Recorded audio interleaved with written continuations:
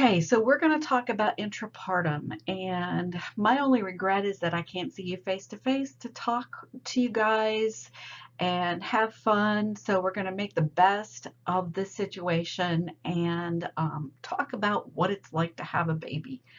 So as we get started, we're going to look at one of the most basic parts of the labor process, and that is uterine contractions. Um, there are different ways to describe how the uterus contracts and some of the terms that go along with that. And as you can see here, one of the words is increment, and I want you to think of that contraction as a hill. Okay, so see that in your mind, and the increment is going up the hill, and at the top of the hill is the acme. Usually they call that the peak of the contraction. So very rarely will you go into labor and delivery and hear a nurse say, oh, that's the acme of the contraction. Nobody in the world's going to know what she's talking about, but nevertheless, that's the scientific name for it. And as the contraction goes down, they call it the decrement. So again, those are official terms, not often heard, but you probably will see them on the NCLEX. There's an overall pattern of contractions too, so we can describe it in some different words like frequency or duration, intensity, and the interval. Typically, when we talk about frequency, and this is, how frequent are your contractions? When you talk about frequency, it's you time it from the beginning of one contraction to the beginning of the next. Oftentimes, people will say that their contractions are coming every 2 minutes, when what's happening is there are 2 minutes between the end of a contraction and the beginning of a contraction, and that's not really how it works. So the frequency is the beginning of one contraction to the beginning of the next. The duration is the length of the contraction. The intensity is the strength. Now I need to say something about the strength of the contraction. When you see it on the strip, on the fetal monitoring strip, and you see that hill, it is not indicative of the strength of the contraction. If the hill is as high as it could possibly be, that does not indicate that the contraction is that strong. All it is really indicating is that the toco, the monitor, is picking up the contraction very well. The only way that a contraction can be measured for strength is with something called an intrauterine catheter. And that's where a little catheter is put up inside, and the pressure is measured by the uterus contracting between, well, on one side of that catheter and the baby. So that's the only way that contractions can really be measured for the strength. Now, if it's a mild contraction, it's going to kind of feel like the tip of your nose. So you can touch your nose right now. Nobody's looking. Or it can feel like a moderate contraction, like a chin. Your chin has a little less fat than the forehead does, and then or a little more fat than the forehead does, because when you touch the forehead, that's what a strong contraction would feel like. So if somebody's not being monitored, maybe it's home birth or something, that's one way that they will actually monitor the strength of the contractions. And the interval is that time simply between the contractions.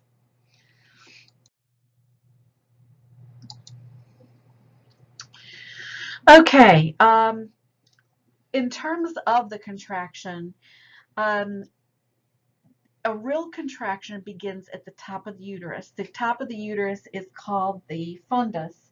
And I wasn't going to do this, but if I can get this set up for you, I'm gonna show you something that will kind of, hold on, I'm gonna go across the room. Don't go away.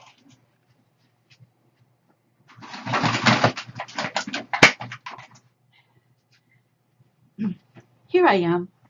I'm going to actually show you, give you an indication of how the uterus contracts and how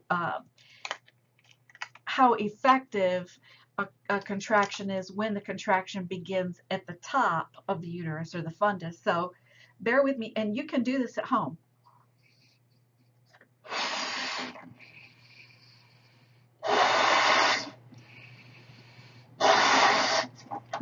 Okay, this is a balloon, and inside of this balloon, I actually have a ping pong ball.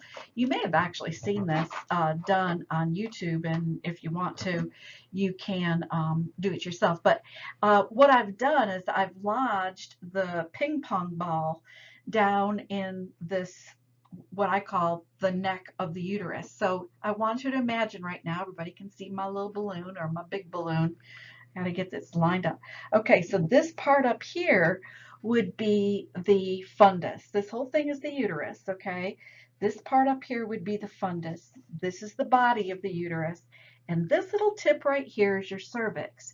So what we need to do in order for the baby to be born, we need to get that cervix to efface and dilate. So effacement is when this part disappears. Once this part has disappeared, then then it can begin to open up. Now, I'm going to back up a little bit just so you can see this. Now, I'm going to pretend that I am the force. I'm making these contractions happen. Now, I want you to see up close again. Can you see how this would be the baby's head right here, and you can see that little bulge, and this is getting shorter and shorter. So the contractions again are happening up here, and you can see that it's now, if I do my contractions down here, you can see we're not going to make any progress. But if we start them up here, all right, and start really pushing, and we tell mom, all right, push, hold it, hold it, hold it, hold it, hold it. Don't stop pushing, and then we let up, and eventually you can see that that cervix is becoming shorter and shorter. And what that bulge right there is the baby's head. Now, obviously, this is just what I want you to see now is you can see the white part of that that ping pong ball. So now that she's fully effaced, she now can begin to dilate, and that's about maybe a centimeter and a half dilated by my fingers. This is not a real person, so obviously we're not going to get it true. But you can see that as mom continues to push, she dilates more and more. And I say push, but I'm also talking about the uterus contracting. And you can see that she's dilating more and more. All right, and this is what we're talking about when we talk about effacement and dilation. Keep in mind that dilation can't really happen until effacement has been completed. Now, pretty soon, this ping pong ball is going to shoot out, and it's going to scare us all half to death, mostly me probably. And you can see that delivery is imminent, and maybe a couple more pushes, and push, push, push, push, push, and push, push, push, push, push, push, push. And you can see there's some real progress being made, and there it goes, everybody. The balloon has birthed the ping pong ball. So if there's any way of actually being able to demonstrate what effacement and dilation is, that's probably the best way that I've ever seen. So that uterus is made up of, there's actually 3 layers to the uterus, but the most important part is that myometrium. And the myometrium is a very muscular part of the uterus. At one point in my career, when I was a labor and delivery nurse, I went in to assist with a cesarean and just happened to ask the provider, the doctor, what it was like to get the placenta out after the delivery, via the cesarean. And she said, well, come over and you go ahead and do it. So I reached in to scoop the placenta out. But as my hand went into the uterus, I could feel probably maybe 3 to 4 inches of muscle in the side of that uterus. It's a very strong muscle, very effective in getting babies out most of the time, depending on the other factors that go along with it. So, having said that, and showing you all those things, um, now you know effacement has to happen, dilation has to happen, and in order for that to happen, good, strong uterine contractions must occur. The cardiovascular system in the pregnant slash laboring woman, she's making a whole lot of extra blood, and we'll talk about that again in the next slide. So we'll kind of move along here. But during a contraction, what happens is you've got the placenta, and it's attached to, this is the uterus, and you've got the placenta attached to the wall of the uterus with millions and millions of tiny little vessels. So when the uterus contracts, it kind of pinches off those vessels, yeah, pinches them off. They don't separate at this point, but they kind of compress those vessels. And as the vessels are compressed, the blood flow can no longer occur, and it causes a decrease of oxygenation. So the baby may respond to that decrease in oxygenation. You may see it, you may not see it, but you may see it in terms of the baby's heart rate dipping a little bit. The big thing there is that, yeah, we might want to see it dip a little bit, but we want to see it come right back up. So we'll talk about the fetal heart rate and how, like, a late deceleration is not so good. An early deceleration, and we're not too worried about it. And then an acceleration is even better.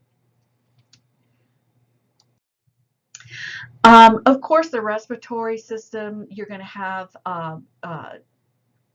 greater depth and rate of respirations. A lot of times in labor, obviously, that comes from either pain or anxiety, because, and they are closely related. The more anxious you are in labor, the more likely you are to have pain.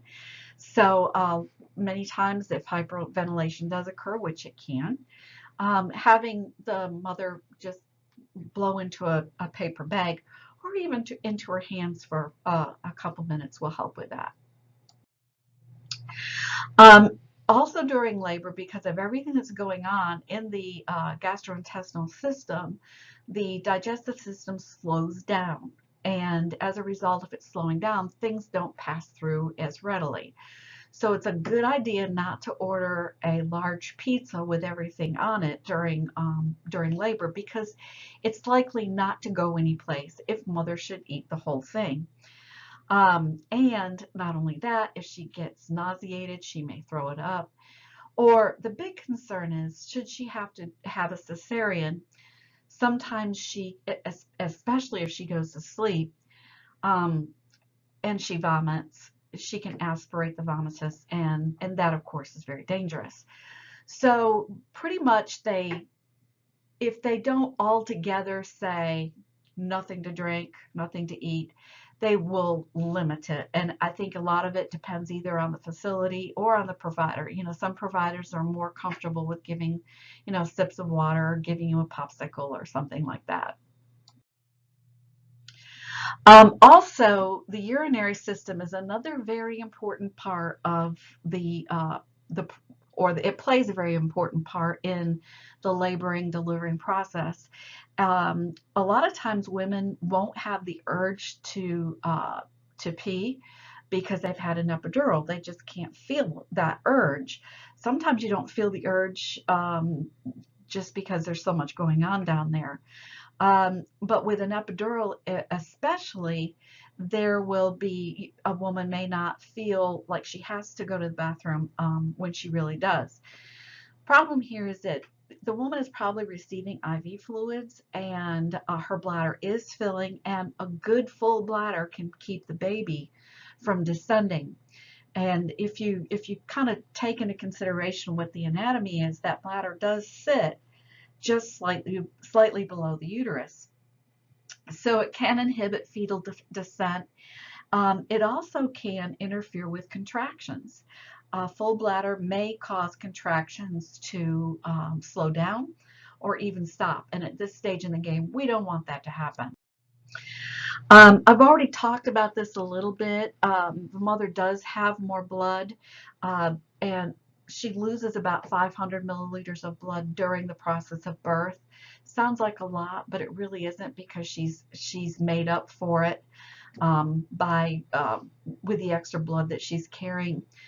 Actually, up to 2 liters can be tolerated, which is like well, like a 2-liter bottle of Coke. You've seen them before. Um, you always want to watch the hematocrit and hemoglobin before and after delivery. You kind of anticipate a drop, but it shouldn't. It should go back up pretty quickly. So pretty much she can tolerate quite a bit of blood loss, but it's not usually going to be a problem. It's when she really begins, excessively bleeding afterwards, and especially in the postpartum period, then it becomes a problem. So that's one of the main assessments that we have to do once mom has delivered the baby. All right, so as I've already mentioned, the when there is a contraction, oxygen is cut off basically to the fetus. And this can pose a problem, or it may not. Again, I told you that you may see the fetal heart rate dip a little bit during the contraction. We don't get real worried about that. We know that that's pretty much has to do with placental insufficiency. In other words, there's not a lot of oxygen flowing through that placenta. The baby, however, has all of these extra red blood cells that are carrying oxygen, and that helps the baby to sustain its own oxygenation until the contraction is over with. Baby's heart rates pretty much are between 110 and 160 beats per minute. And just to dispel any myths, the higher the heart rate does not mean that it's a girl, or the lower heart rate a boy. If you carry the baby out in front, that doesn't mean that it's a boy. And if you carry it all around, it's a girl. And of course, that's totally different depending on who you talk to. But try to dispel those myths, because if you have heartburn, the baby will have a lot of hair. Well, what does that have to do with anything? So make sure that we don't fall into the old wives' tales that we hear. We don't want to give our patients inaccurate information. The baby's lungs are filled with fluid. They do little practice breaths, breathing that fluid in, breathing it out. So it's really not real breathing, but the baby's lungs are filled with the fluid that is in the uterus, the amniotic fluid. When birth occurs, that whole birthing process where the baby is squeezed through the birth canal, that actually helps to dispel some of that fluid. So one of the best things about delivering vaginally is that it does help to clear the lungs of that fluid. And if you think about a C-section, the baby doesn't have that advantage. So oftentimes you'll see a lot more suctioning occurring after the delivery of the baby, because the baby hasn't had that opportunity to move through the birth canal. So mom is going to the hospital. She enters through the emergency room. And I will tell you, the emergency room people, they don't like to see pregnant women, don't like to see them at all. They are terrified of them. So they get them up to labor and delivery as quickly as possible. And labor and delivery, they go to a place called triage. And in this triage, they have like 6 beds or something at Cape Fear Valley, might have 7. But they have these little beds, and the woman goes in and she'll be monitored and she'll be checked, and they will determine whether mom either needs to stay or whether she goes home. Now, of course, one of the reasons why she would stay would be because she's having regular uterine contractions that are not false labor, because the cervix is effacing and dilating. During that assessment, they will also check the fetal heart rate to make sure that, pretty much the fetal heart rate goes along with the parameters that they should be within, like the 110 to 160. They will also check the membranes. This is the membrane that surrounds the baby and holds that amniotic fluid. Um, if the membranes are ruptured, they will do or they suspect that the membranes are ruptured, they will do a little test um, with a pH strip, or they will actually do something called a Fern test, although I don't see this done very much, but they will put a little bit of the amniotic fluid on a test slide or scope slide, and when it dries, and you look at it under a microscope, it actually looks like a fern, the plant, a fern, makes a nice pretty little pattern. So that's that's um, that's one of the things that they're going to be checking for, and of course they're going to be looking at mom's vital signs. Later on, we'll talk about an increase in blood pressure with pregnancy-induced hypertension. So they're always going to be monitoring for these types of things, and then they're going to be preparing for birth. Some people arrive in triage just in time for a nurse to do a vaginal exam and find that the baby is crowning. So in that case, they call that a precipitous birth, meaning that it's happening very, very quickly. And at that point, they're going to get mom to a room, a regular room. You're going to have a nurse putting in an IV, somebody else getting her, getting her clothes off and dressed appropriately, somebody else putting the bed in the position for the delivery, somebody else getting, the bag of Pitocin ready, some for after the delivery, somebody else calling the doctor.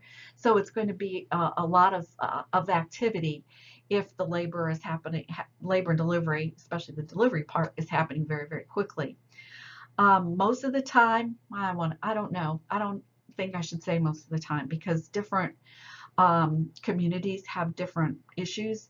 I think some of the time, women that go to the hospital um, to deliver have their records already on file there.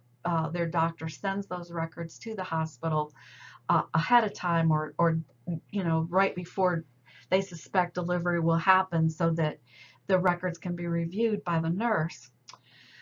Sometimes, though, you will also have people coming in that have not received any prenatal care, and you have absolutely no idea what is going on with that woman. I had a mom once who had a history of gonorrhea. I had no idea whether or not the gonorrhea had been resolved, or what was going on, but because it was a precipitous labor and there was no medical records, I of course you're always going to use your universal precautions or your standard precautions no matter what, and that's going to protect you. In this case, so that little baby came out, and when he did, he brought his little hand up right across my face. I was fine, but these little things we have to think about. And so the history that you get about the patient will oftentimes help you to treat the patient the way that they ought to be treated in terms of their care.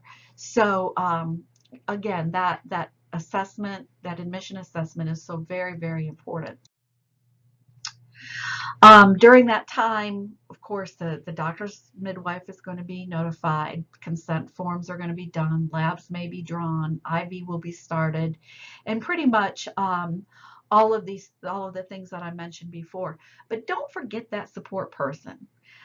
Whether it's the husband, the mom, the significant other, whoever it is, make sure that they're involved in this process, because mom has chosen that person to be their support, and we don't want to leave them out. The 4 P's of the birth process. And this is a really important slide. All right, I'm going to play a little bit because I've never really done this voiceover, and it says I can make, oh, I can write on the slide. It's really fun. All right, so the power, that's your contractions. All right. Now we've already talked about the power of the uterus, the power. Remember that thick myometrium, that thick muscle that I felt when I put my hand inside. So it's that contraction, the contraction of the muscle of the uterus that is part of that power. The other part of that power is the maternal effort. Now, if a woman pushes well, that maternal effort will facilitate the birth a whole lot quicker than it would if mom didn't have didn't participate at all. Now, I will say that the power is affected a lot by the how well she can feel the contractions. For instance, if a mom has had an epidural, she can't feel the contraction, and as a result, it's more difficult. It's not that she can't, but it's more difficult for her to get behind the power of the contraction and push with it. So the power has a lot to do with both the contractions and the maternal effort. The passage, very interesting. On the other PowerPoint that I sent to you, it's going to show you a lot of pictures about the size of the baby's head or the position of the baby's head. But the passage is very, very important, because if you had a basketball and tried to put it through I don't know, the top of this here cup, it's not going to work very well. So not only is the size of what's coming through that pelvis important, but also the pelvis itself.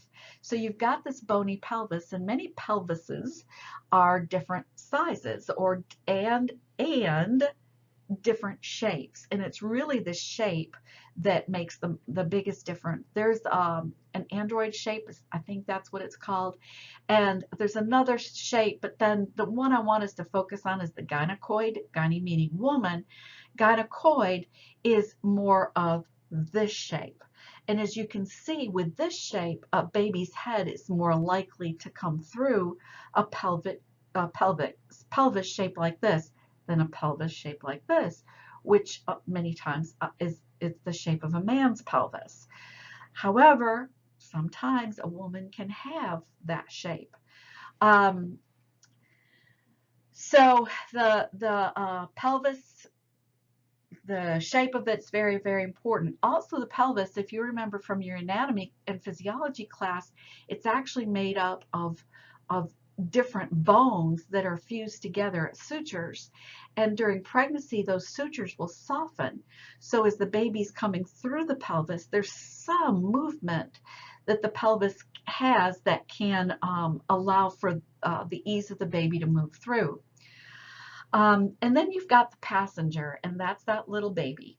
The membranes that surround the baby, and of course the placenta, but we're going to primarily address the fetus, because the fetus can be very large, the baby can be very large, and the head can be very large.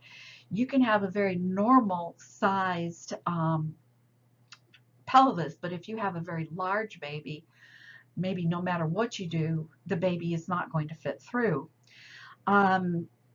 If you have a small pelvis and a big baby, of course that's going to make a difference. You cannot look at a woman and to say or make an assumption that a large woman has a large pelvis and a little tiny woman has a little tiny pelvis. Example would be that back in the day when I was having my babies, I was little like Lauren, who's also known as Paige, and it wouldn't look like I could birth a very big baby, but my very first baby was 10 pounds, 10 ounces. And it's because the shape of my pelvis was quite adequate for that big old 10-pound baby. So you have to look at things like that Not only that, you have to look at the position of the head within the pelvis. Again, going back to that other PowerPoint that I gave you, there's a lot of pictures of the position of the head within that bony pelvis. And so I'm going to kind of give you an idea of, just look at me and pretend I'm the baby. This is the occiput. Okay, this is the part that we want to come through the pelvis first. It's kind of like the smallest part of the head, if you will, and that will kind of make a wedge through the pelvis, will wedge its way through the pelvis into the cervix and out of mom. So this is ideally what we want to see first.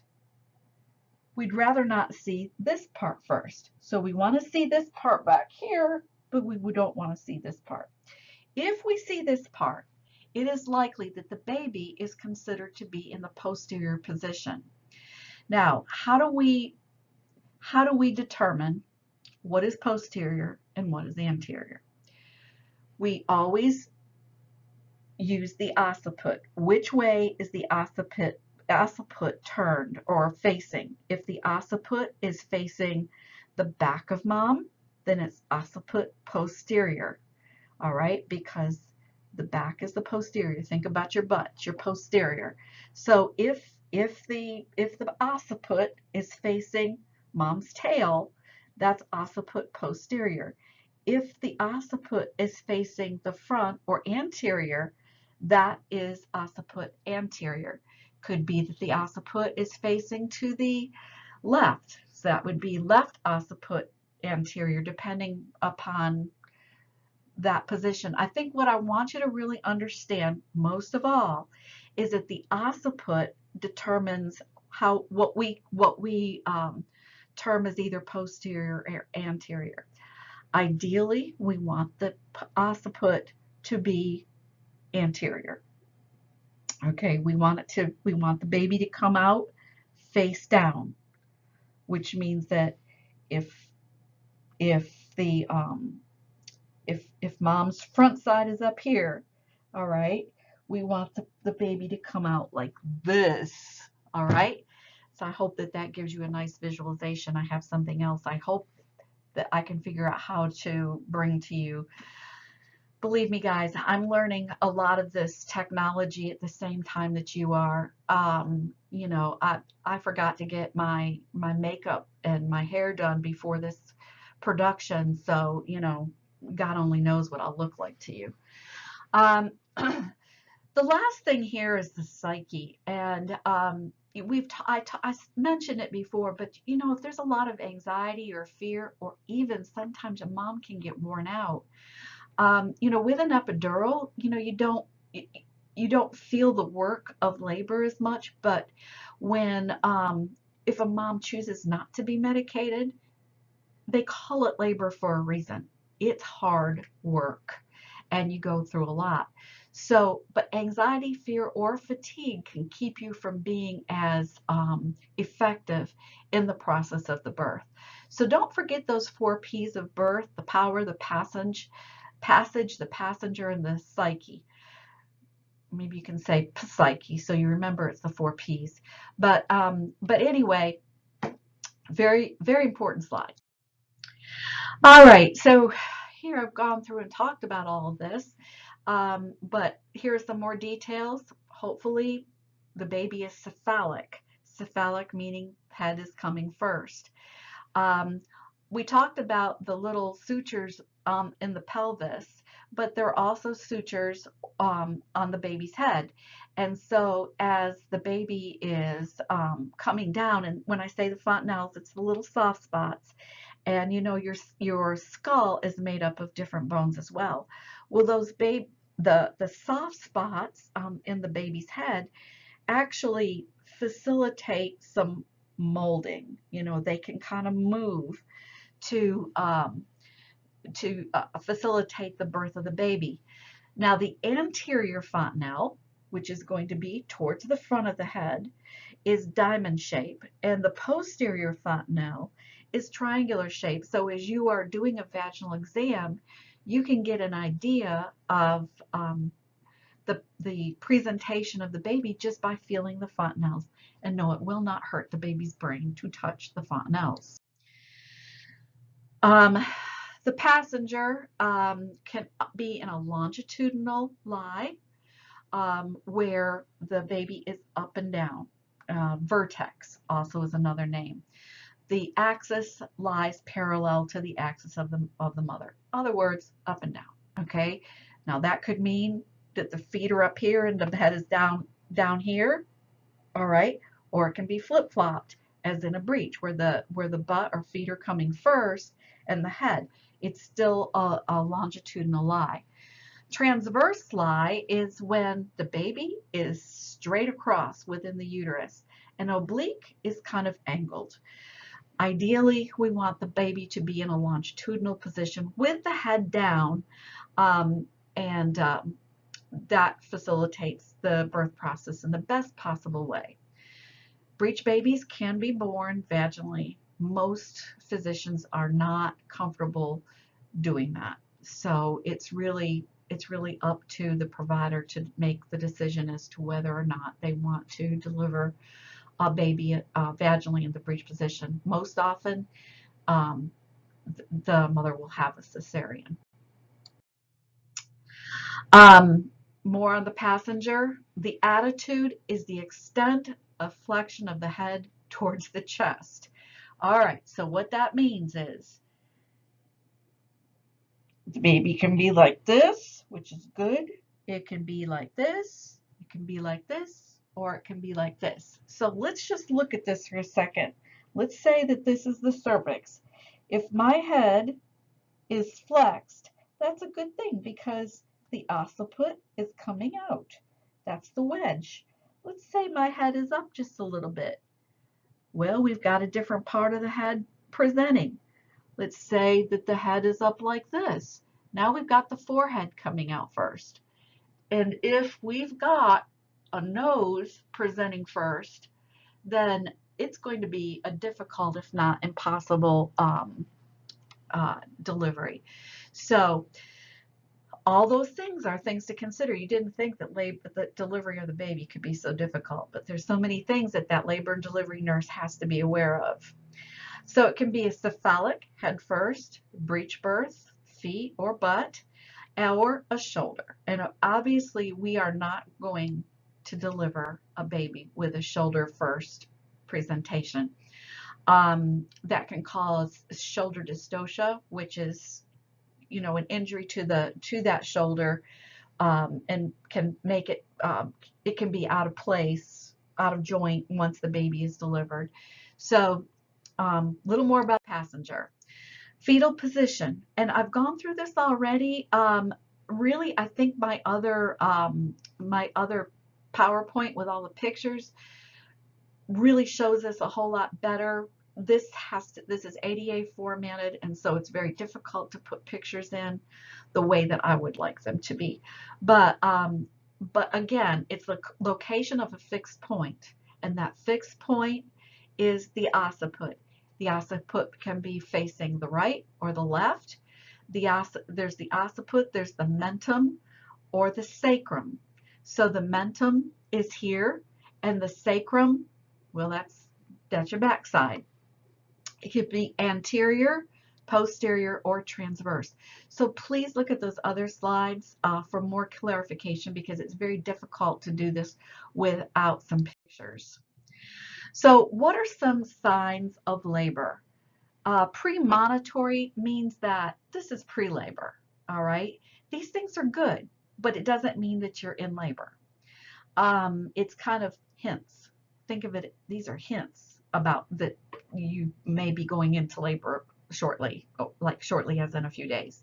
But you have these Braxton Hicks. Now those Braxton Hicks contractions are the kind of contractions that I was talking about before, where, remember with the balloon, if I was squeezing the top of the balloon, you made progress, but if I got down there at the bottom of the balloon where and I started squeezing, it's not going to do anything to dilate that cervix. Lightning is when the baby drops into the pelvis. Um, it's called, what is it called? Dropping. Yes, dropping. The baby drops into the pelvis. The pelvis, and I probably will have a slide on this later, but there are different stations when the baby is high up in the pelvis, it's like a -3, -2, -1, and it's at 0, it's 0 station, which means that the baby's head is engaged in the pelvis. And at that point, you're going to have more dilation and effacement. And as mom pushes, the station will change again from a +1 to a +2 to a +3, which is where the baby's head is crowning, and that's a good thing.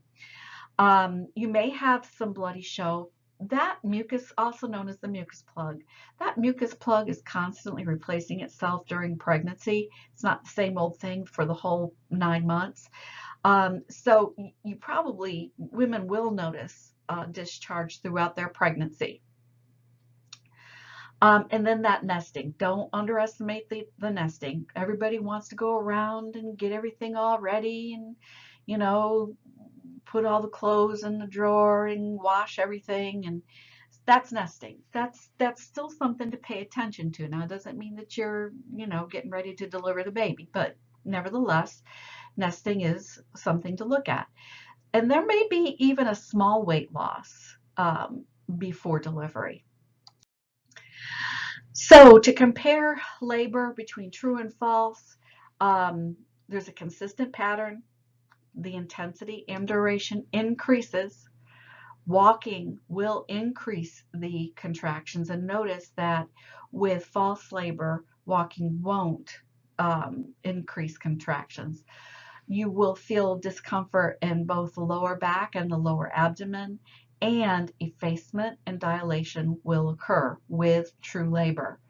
With false labor, the contractions are inconsistent. The discomfort is usually more annoying. There is no cervical change, and again, walking has no effect.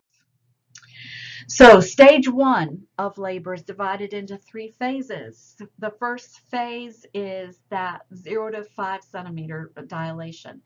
Now guys, different places, different resources will say something slightly different. But when you are looking at this, know that the phase 1 is the latent phase, and this is where the mom is dilating from 0 to 3 to 5 centimeters. So I would never ask you a question, where is mom in labor if she's at 5 centimeters? That's just unfair, because in some resources you'll see that 5 centimeters, even 4 centimeters sometimes, is considered the active phase. So we'll go by this, but I will never trick you by making it not obvious, all right, in terms of the phases of labor. But remember, there are 4 stages, and this is only the first stage, and this one is divided into 3 phases. Only the first stage is divided into phases, so just keep that in mind. Phase 2 is that active phase, and this is where, mom is really, really uncomfortable, probably not as happy as she was before. She fears that loss of control. She might say, I'm really excited, but I'm so afraid I'm going to lose it during this labor. So it's that phase where she's beginning to be real unsure of herself and realize it's progressive. So at 4 centimeters, she may feel uncomfortable, but at 7 centimeters, she's going to feel a whole lot more uncomfortable. Finally, that phase 3 is the transition phase. This goes very, very quickly. Thank goodness, because it is the most difficult period of labor. And this goes from approximately 7 to 10, which is fully dilated. The mother must be 10 centimeters to push. Now, sometimes a vaginal exam will be done, and it's like, they don't ever measure it like this, but it's like 9.5. because maybe you go up and you can do this vaginal exam and you can feel there's absolutely no cervix you can feel except for one little place over here. So sometimes they'll try to work the baby through that little lip, and it won't be a problem. But generally speaking, mom does not push until she has reached 10 centimeters. Problem with pushing too early is it's that the cervix gets caught between the bony pelvis and the force of the baby, and it's like doing this against the cervix, and if you do that long enough, even to my hand here, it's going to get bruised and swell, and you'll actually kind of go backwards in the labor, and that's not good. In the second stage of labor, this is the expulsion. Mom may feel like she needs to have a bowel movement, and very likely at some point in the labor, mom will have a bowel movement. It is not a big deal. Nobody cares. She will say if she has that feeling of if she's not has not had medication, she may even feel like she has this irresistible urge to push, and that when I say irresistible, because I was not medicated from my birth, it's like and forgive me because this is the only description that I can make that everybody will relate to. But if you have to have a if you have to have a bowel movement, and you know how you've waited until the very last minute, you can't, you've got to push it out. And that's how it feels when you have to push. Boy, I bet that was just TMI. Also during this time, mom may actually feel a little burst of energy like, wow, because when you are pushing, the pain is greatly decreased if you have not had medication. Now, if you've had an epidural, that's a whole different situation because you can't feel that urge to push. It's harder to get behind that contraction and push with it. Remember what I said before when I talked about the 4 P's. That 1 P is the power, and 2 parts of the power is the contraction, and the second part is the power that a woman has to push. So these are all parts of the second stage of labor, and there's actually some things that a woman can do if she's had an epidural to be more successful at pushing. For instance, you know how they pull the legs back? Pull the legs back, put the head down, and keep the arms out like a chicken. All right.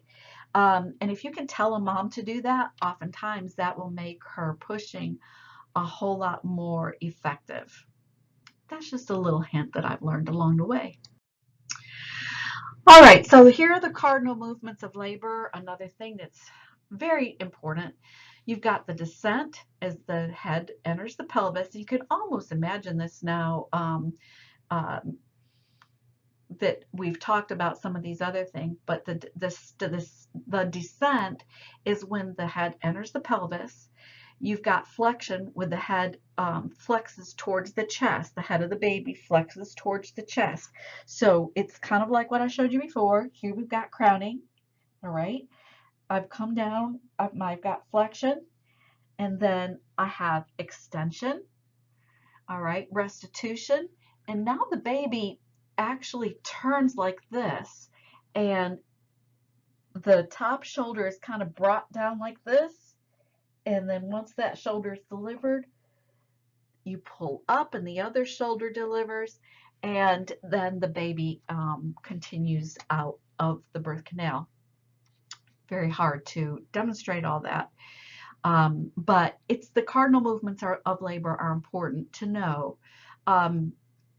You know, you don't have to memorize a whole sentence here that you see, but you need to know what descent is. You need to know that the fetal, when flexion means flexion, extension, the head extends. So find a way to remember this, and because you are likely, if not on my test, I can't remember, to be real honest with you, you will see this on the NCLEX. You will see this in another place. The third stage of labor is the placenta. So we've gone through the first stage, which has those 3 phases. we've gone through, and that's the process of labor. We've gone through the second stage, which is the delivery of the baby, and now we're going through the third stage, which is the delivery of the placenta. I don't believe it hurts. Doesn't? Yeah, this is cool. Hurt. However, some people don't agree with me. So I'll just erase it. That's really fun. It's fun to play with these colors down here. But the placenta will deliver. Now there might be a little bit of cramping, but what you'll notice is kind of like a little gush of blood, and then the cord will lengthen because the placenta is on its way out, and it delivers pretty simply. One of the things that will happen once the placenta delivers is that the physician will look at the placenta and make sure that it looks intact. If he notices that there might be a little bit of a tear or a piece missing, it's possible that a piece of the placenta was retained in the uterus, which can result in infection or bleeding. So most of the time, they're going to be able to know that the placenta is intact. And then the fourth stage of labor is that initial recovery. Usually, it's going to only last an hour. Is in terms of the amount of time that you'll spend in the labor and delivery room. So, and because for every hour after that, it costs money, just so you know. But it usually is about 1 hour in the labor and delivery room, and then they move that mother to postpartum unless they're having some other kind of complication. And here are 2 links that you can look at that will show you both a live birth and a birth by cesarean. So I encourage you to look at that in your spare moment of time. Nursing responsibilities during birth. Again, we've talked about this. You're going to prepare that table. You're going to cleanse the perineum if you need to. Prepare the birthing bed. Prepare for the initial assessment of the newborn because there is a warmer in the room. Call the NICU if it's necessary. If you think that there's any problem at all, it's better to call them than not. You're going to administer oxytocin following the birth. They put it into an IV bag, and it's run in very, very quickly, and that keeps that uterus contracting. Now remember, a few slides ago, I said that the placenta is attached to the wall of the uterus with millions of tiny little vessels. Well, once the baby delivers, all right, and the uterus continues to contract, rather than just compressing those vessels, they actually cut them off, and that's how the placenta actually comes out. But then you've got all of these open little vessels. Now, if the uterus stays contracted, those little openings are cut off. However, if the uterus relaxes, which you don't want to happen, those little vessels open back up, and that's when bleeding can occur. So that's why they administer that oxytocin immediately following birth, and to keep that uterus nice and contracted. Immediately after the birth of the baby, you want to make sure that the heart is beating. You want to make sure that that baby is breathing, suctioning the baby, keeping the baby warm, getting those bands on. We don't want to mix up babies. You have to assess for abnormalities, and just the obvious ones. Most of the time, abnormalities are not going to be seen. I shouldn't say most of the time. Some abnormalities you're not going to be able to be seen because they're internal. If you've got a really small baby or a really large baby, you're going to want to assess the glucose. And I don't know, they might automatically do that anymore. I'm not sure about that. And again, everybody's a little bit different depending upon where you deliver, so it's important to know what the policy and procedure is for the facility that you're working in. You're going to want to observe mom for any kind of hemorrhaging. Vital signs are going to be done every 15 minutes at first. You're going to observe for urine output, because after that epidural may still be working, she has to be able to empty your bladder. To pee is to live. You want to check the fundus, again, making sure that it's firm and contracted so that bleeding doesn't occur.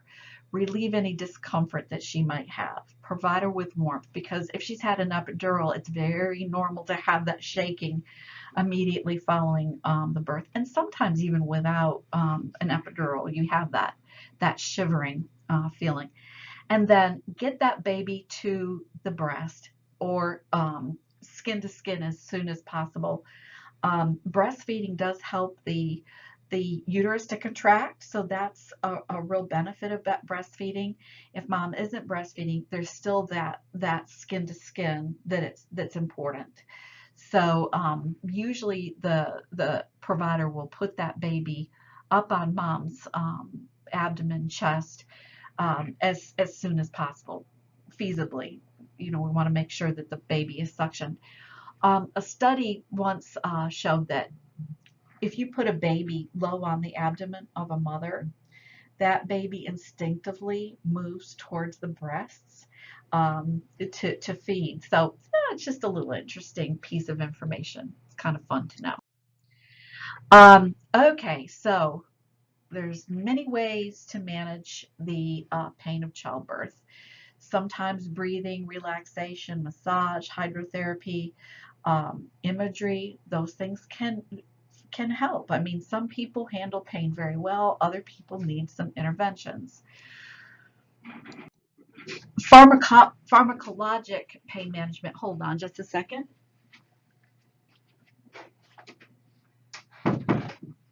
Pharmacologic pain management.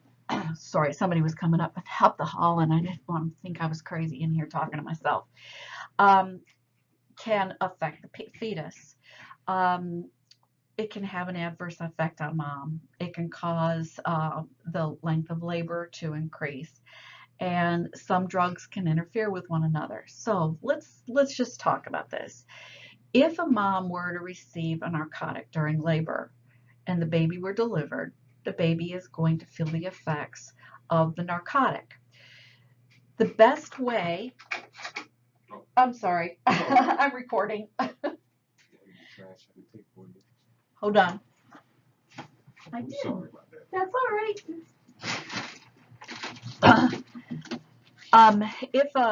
If a mom does have a narcotic during labor, the baby will feel the effects of that narcotic just like the mom does. Typically, if a mom is receiving a narcotic during labor, they are going to give the narcotic, push it, IV push, at the beginning of a contraction when the uterus is contracted and the blood flow between the placenta and the baby is lessened. So that's typically what they will do. I don't see that a lot of narcotics are given a whole lot anymore. Usually the epidural is the drug of choice. Sometimes if a mom does get a narcotic or an epidural during labor, it can slow things down a little bit. On the other hand, if a mom, remember the whole anxiety fear thing, the psyche, the 4 P's of labor. If the mom is really anxious and fearful and she gets an epidural and then calms down, sometimes that facilitates labor. So everybody's a little bit different. It's important to know your patients. And then certain drugs can interfere with one another. I think what I've seen most often is there really isn't a lot of interference. The biggest thing is that I can recall just off the top of my head if Pitocin is given, and contractions can become a whole lot stronger and harder to handle quicker. And that means mom is more likely to want a medication, um, most likely the epidural, because that's just a common thing to get nowadays. I've heard that there's some kind of a move towards natural birth again. Who would have thunk? Um, and when you get an epidural, then there's that chance that mom's blood pressure will drop, and then she's going to need extra foods. So a lot of time, one intervention leads to another intervention. Can't be avoided. It is what it is. Regional pain management, that's your epidural. This epi means upon, all right, and dural means dura. You've got layers of the meninges, and it's the pia mater, which is the innermost layer, the dura mater, which is the middle layer, and then no, it is not. That's not right. It's the pia mater, the arachnoid mater, and then the dura mater. So, you know what? I think I've got all of that wrong. At any rate, you don't penetrate when an epidural is given. The dura is not penetrated. What happens is the medication is injected outside of that dura, and it is absorbed into the spinal column, into that fluid around the spine, and absorbed, and that is what causes the numbing of mom. It can cause maternal hypotension, urinary retention, a non-reassuring fetal heart rate, and that usually goes along with maternal hypotension. So sometimes these two can go hand in hand. Prolonged second stage. Remember, I said that if the power, if she can't feel the contraction to push, it's going to prolong that second stage, which is the delivery. Sometimes the epidural catheter can move around a little bit, and you might find that mom is numb on one side and not on the other.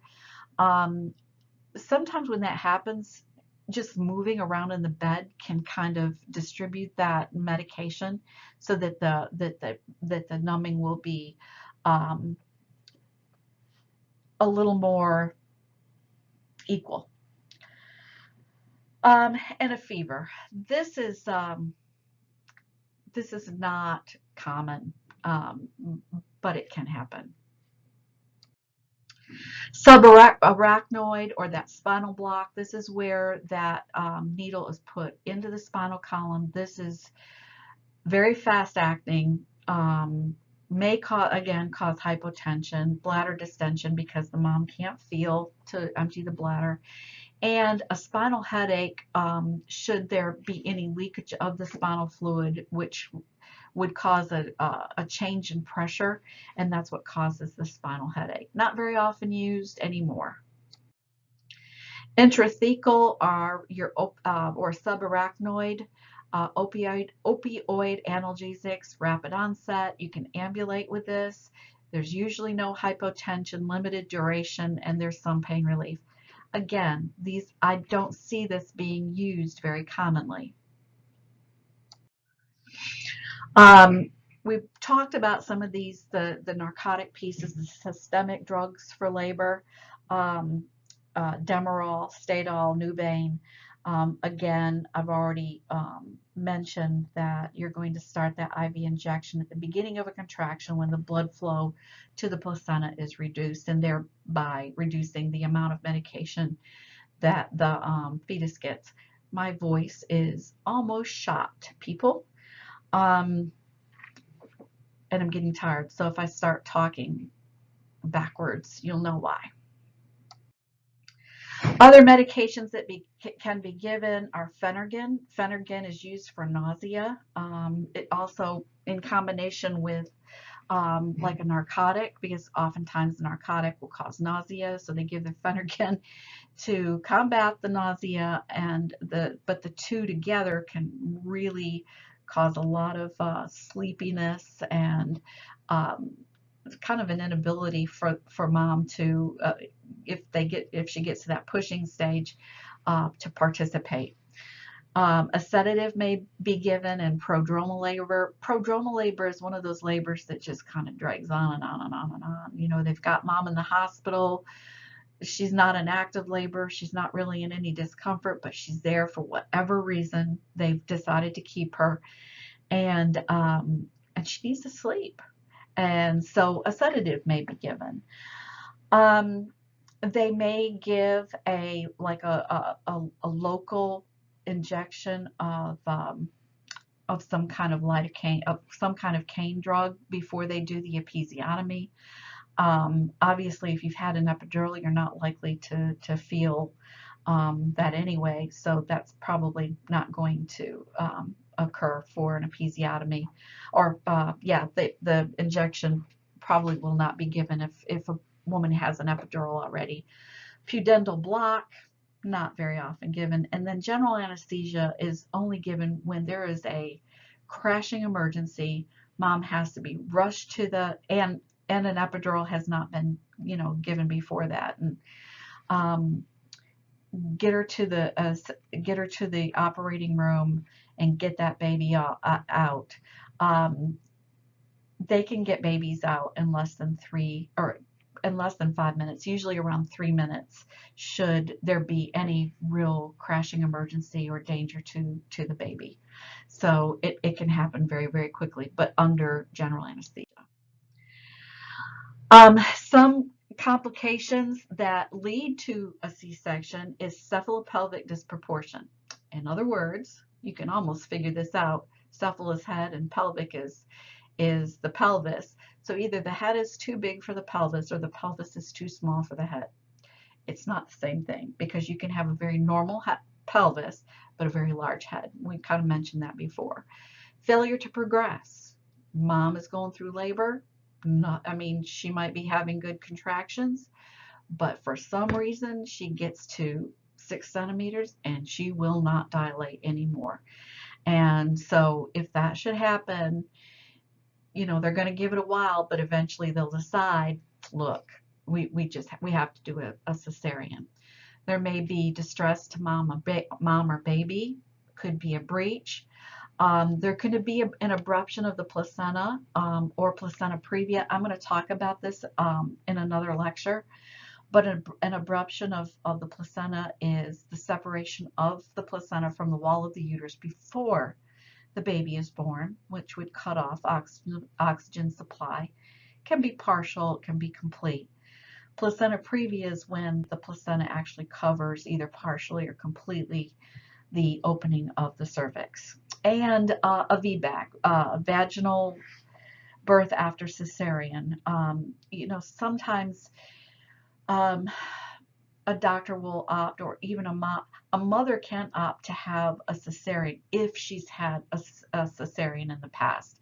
You can't just go in and say, I want a cesarean, like you're going to the Burger King and saying, today I think I'll have a cesarean instead of a vaginal birth. So those are all reasons that may cause a C-section to be performed. And here's another little video for your viewing pleasure. In a cesarean, preparation of the mom for the procedure, there will be a circulating nurse and a scrub nurse. The scrub nurse is sterile. The circulating nurse is the one that watches everything and makes sure that everything is in order. The circulating nurse will make sure that if 10 sponges were used, 10 sponges are counted at the end. If there were 2 needles used, there are 2 needles accounted for at the end of the procedure. The interventions that you perform at the end of a cesarean are very much the same as vaginal delivery. We've got to make sure that the uterus is contracted, because either way, a placenta was delivered and there are vessel openings inside of that uterus. You're going to promote bonding. And of course, pain relief is going to be a big part of taking care of the mom with a cesarean. Okie dokie, folks. I've done 37 out of 37 slides. I've been talking for an hour and 9 minutes, almost 10 minutes, and I'm tired.